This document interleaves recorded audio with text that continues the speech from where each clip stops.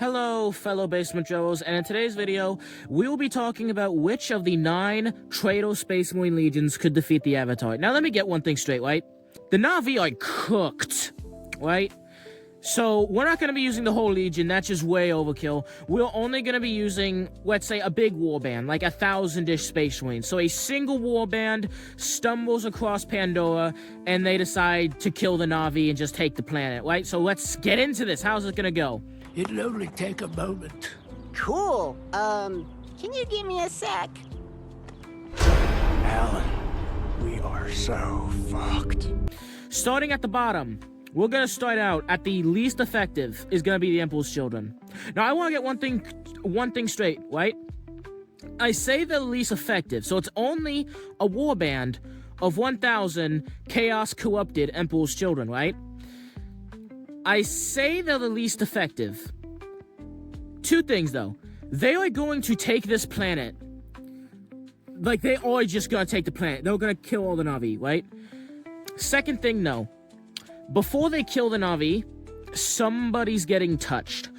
Even though these guys would do the worst at taking over the planet, right? Because the thing about the Emperor's Children, right? They're fucking stupid, and they constantly will... If your senior officer says, hey, yo, go do this, right? You'll be halfway to go doing that, and then you'll see some, like, Navi, right?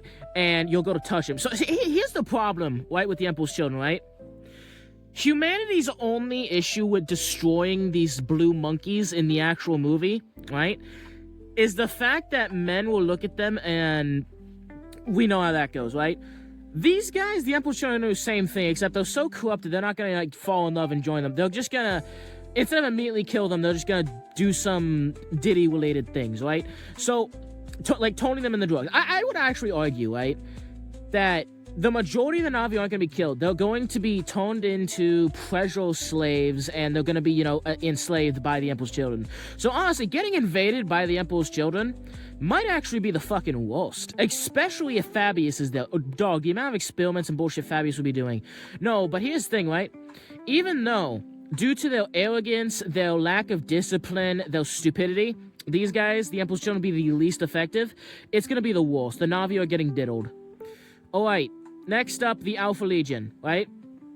Alpha Legion are all about infiltration, you know, all that jazz, you know, destabilizing. The thing is, though, these fucking savages don't really have much to destabilize.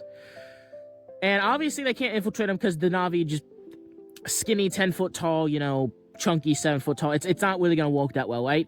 But here's the thing, right?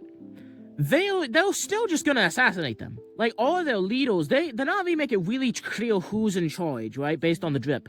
So, all of their leaders, religious figures, are getting just assassinated, right? But the main reason I have these guys so low, even though on paper they should be the best, like, they're just no nonsense, get in there. They're not even chaos corrupted. They're just no nonsense, get in there, right? The reason I have them so low is because these guys are pathological liars and they're fucking stupid and they're constantly just undermining each other. So, it's either going to be, they're debatably the best, it's going to be a single swipe, they just get them all, or some bullshit's going to happen and they're going to overcomplicate the plan. So, due to them being a wild card, that's why they're this low. Next up, the Lunar Wolves, right? The Lunar Wolves, now, one thing I want to clarify, the Lunar Wolves, then, you know, now Sons of Horus, now the Black Legion, right? The thing is with the Black Legion is it's kind of made up of every other group of Space Marines here. But we're only using a single warband. We're not using the whole Legion. So let's just say it's a mildly chaos...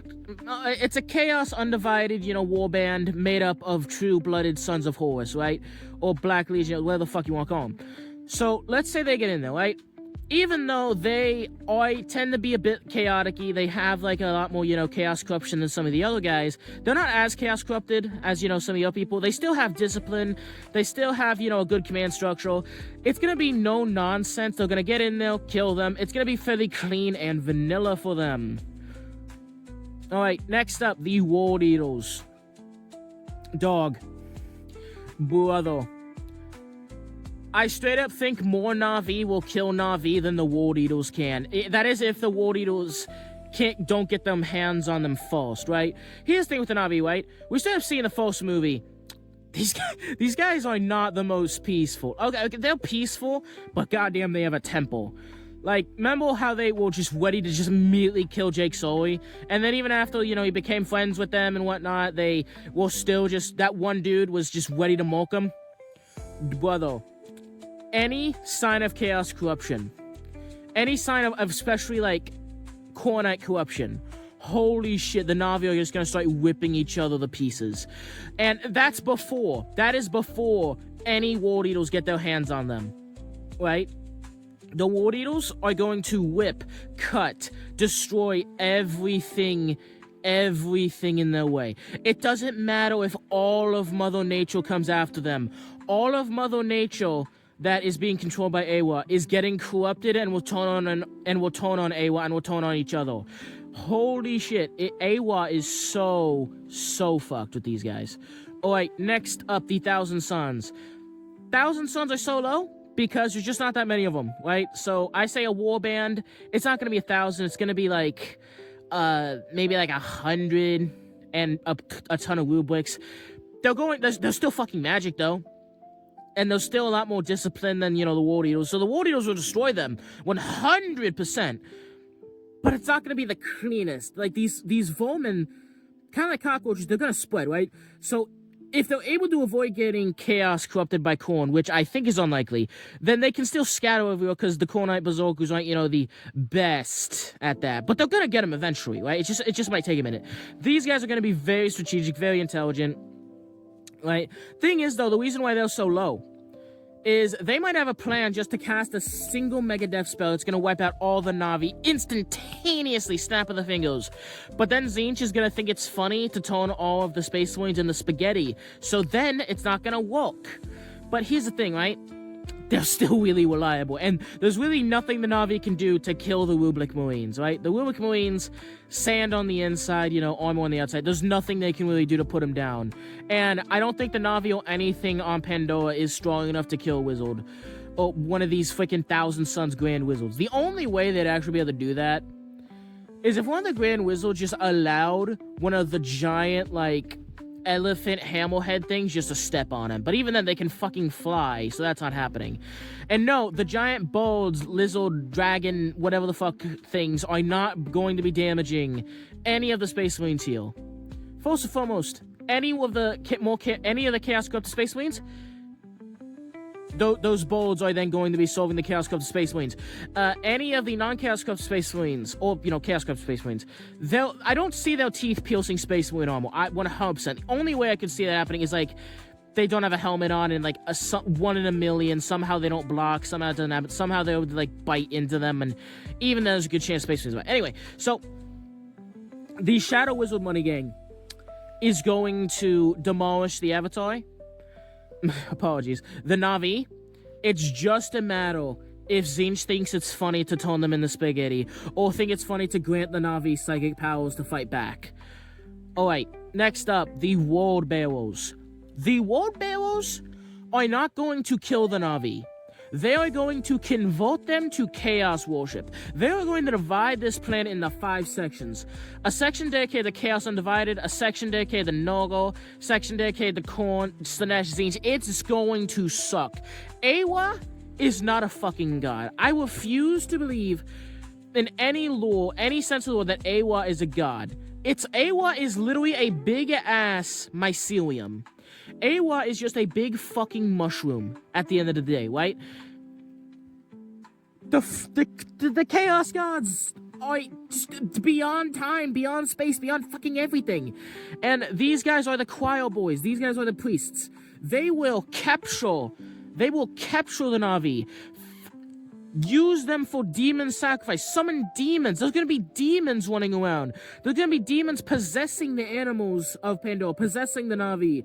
The Gal Vorback might be there. It's going to be so shitty for them.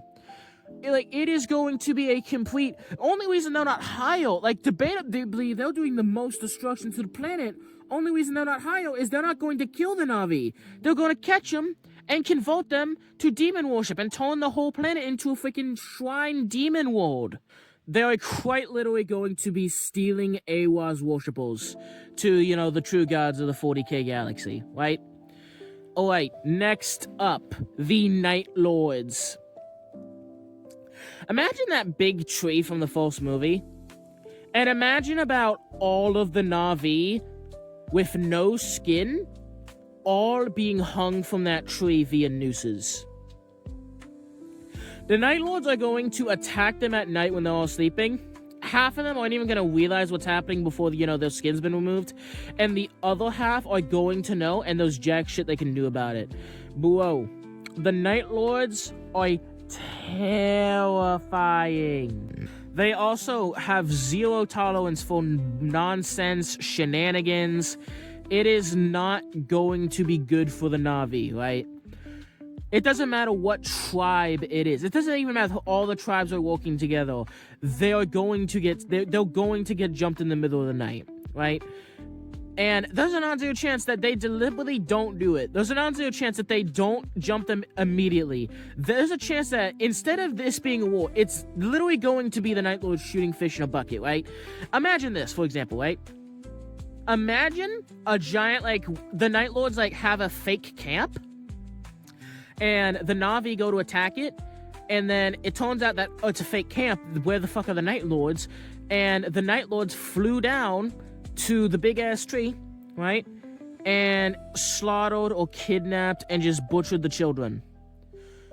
Or any, of the men there who, stayed at the tree are getting just tortured. And then they get back. There's, the Night Lords will do shit like that. Or there's a chance the war party comes out. The war party gets skinned, brutalized, and they leave the bodies out. They just orbitably drop the bodies onto the tree. And all of the, surviving Navi see their warriors just falling from the sky with their skin removed.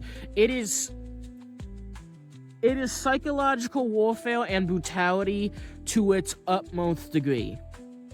Next up, the Iron Warriors.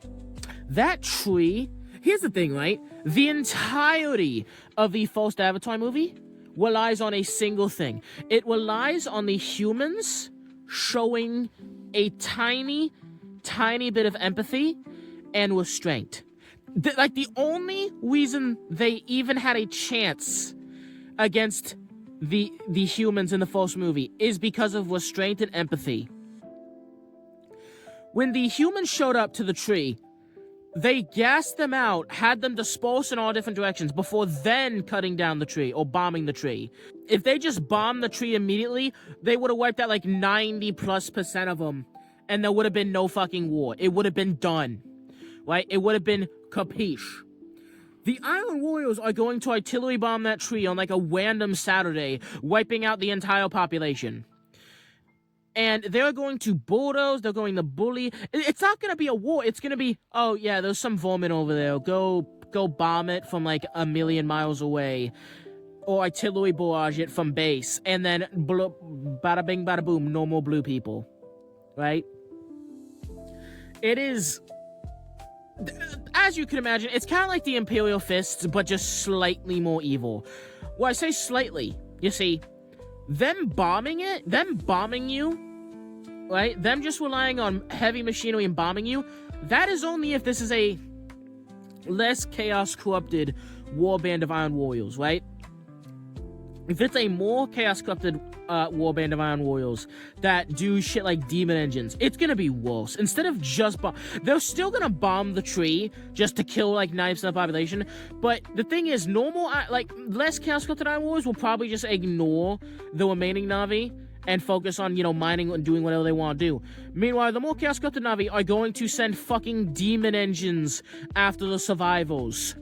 So, 90% of you got just bombed from some dude hitting a button from 100 miles away, and the other 10% of you are getting hunted down by demonic pterodactyls. Brother, that is so scuffed. That is so... You're so cooked. What are you supposed to do against that? Alright, next up, and the number one on this list. The Death Guard. The Death Guard step foot on Pandora, they win. Norgalite corruption is just so sinister. It's so bad. It corrupts, it destroys, it what? Normally, when Tzeentch corrupts a world, or Slanesh corrupts a world, or Khorne corrupts a world, the world can be cleansed. The only way to cleanse a Norgalite corrupted world is to virus bomb it. It is horrible, right? A Death Guard coughs on a single Navi. He goes back to his tribe. 5 minutes later, half the Navi have turned into zombies and are killing and eating the other half. It's not even going. There's not even gonna be a war. Like, genuinely, it's not gonna be a war. It's gonna be the Death Guards. The Death Guard lands. They go on a nice long walk by the beach. They take a nap. They wake up, and the entire fucking planet has been completely overthrown by viruses. Awa herself will be corrupted by this fucking virus. Because remember, Norgal is a god of life at the end of the day. Similar to Awa, if you could consider that stupid fucking mushroom to be a god, which it's not, right? So they're both kind of gods of life in a way, right? And, you know, Norgal does mushrooms. Norgal typically does viruses, he also does mushrooms, which Awa is just a big mushroom. So Awa is going to begin to be... Awa herself will be corrupted by Norgal and will begin to worship Norgal. And the Norgalite zombified Navi will use their little flesh, hail, tentacle things to connect to this corrupted version of Awa, right? Like, the Death Guard will hard win so cartoonishly easily. 0 difficulty. They're so cooked. The entire ecosystem, their god, their ecosystem, the oceans, the land will all be corrupted by the Grandfather. And Pandora will simply be a little pretty jewel in Norgal's infinite garden. So yeah, that is the video. Thank you for watching. And also, I noticed a lot of you in the last video were talking about Black Templars. We're talking about Guardsmen. That's coming soon. Thank you. Make sure to like and subscribe, and I'll see you soon. Thank you.